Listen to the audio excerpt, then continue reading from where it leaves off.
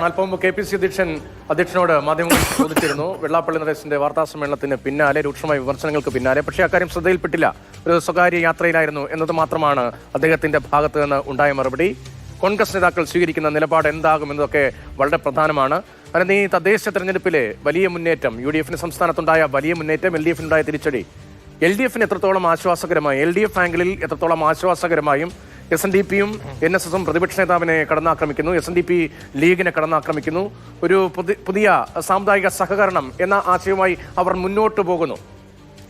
തീർച്ചയായിട്ടും അതൊരു രാഷ്ട്രീയ നീക്കം കൂടിയാണ്. അതിനു പിന്നിൽ ഒരു ദീർഘകാലത്തെ ചർച്ചകളും ഒപ്പം തന്നെ ചില രാഷ്ട്രീയ ലക്ഷ്യങ്ങളും ഉണ്ട് എന്നുള്ള കാര്യം വ്യക്തമാണ്. അതല്ലെങ്കിൽ നമുക്ക് ഇന്ന് അറിയാം, ഇന്നിപ്പോൾ കഴിഞ്ഞ ദിവസങ്ങൾ SNDP general secretary Vellappally Natesan ചില നിലപാടുകളുമായി രംഗത്ത് വന്നിരുന്നു. അത് പ്രത്യേകിച്ച് മുസ്ലിം ലീഗിനെ ലക്ഷ്യമിട്ടുകൊണ്ടാണ്, VD സതീശനെ ലക്ഷ്യമിട്ടുകൊണ്ടാണ്, കോൺഗ്രസിനെ ലക്ഷ്യമിട്ടുകൊണ്ടാണ്. പൂർണ്ണ പിന്തുണ പിണറായി വിജയനായിരുന്നു. അത് ഇന്നലെ ആയപ്പോൾ കുറച്ചുകൂടി നേരത്തെ ഉണ്ടായിരുന്ന നിലപാട്, അതായത് നായാടി മുതൽ നമ്പൂതിരി വരെ എന്നുള്ളത് മാറ്റി നായാടി മുതൽ നസ്രാണി വരെ എന്ന് പറയുമ്പോൾ അതിൽ മുസ്ലിം സംഘടനകൾ ഉൾപ്പെടുന്നില്ല എന്നുള്ള കാര്യം ശ്രദ്ധേയമാണ്. അത്തരമൊരു പരാമർശം നടത്തി വീണ്ടും രാഷ്ട്രീയ കേരളത്തിൽ ഒരു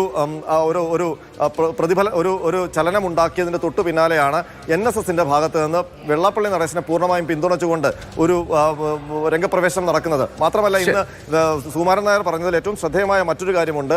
എന്ത് വന്നാലും SNDPയും NSSും ഒരുമിച്ച് മുന്നോട്ട് പോകാൻ തീരുമാനിച്ചിരിക്കുന്നു എന്നുള്ളതാണ്. അതിലിനി സംവരണം ഒരു തടസ്സമാവുകയാണെങ്കിൽ സംവരണ വിഷയം മാറ്റിവെച്ചുകൊണ്ട് തന്നെ ഈ ഐക്യവുമായി മുന്നോട്ട് പോകുമെന്ന് പറയുമ്പോൾ അതിൽ കൃത്യമായ രാഷ്ട്രീയ ലക്ഷ്യമുണ്ട്. അത് LDF അനുകൂലമായ രണ്ടുപേരുടെയും രാഷ്ട്രീയ അന്തരീക്ഷത്തിൽ വലിയ മാറ്റങ്ങൾ ഉണ്ടാക്കുന്ന വലിയ പ്രധാനപ്പെട്ട രണ്ട് പ്രതികരണങ്ങളാണ് രണ്ട് സമുദായ സംഘടനാ തലപ്പത്ത് നിന്നും ഇന്നുണ്ടായിരിക്കുന്നത്. അതുമായി ബന്ധപ്പെട്ട കൂടുതൽ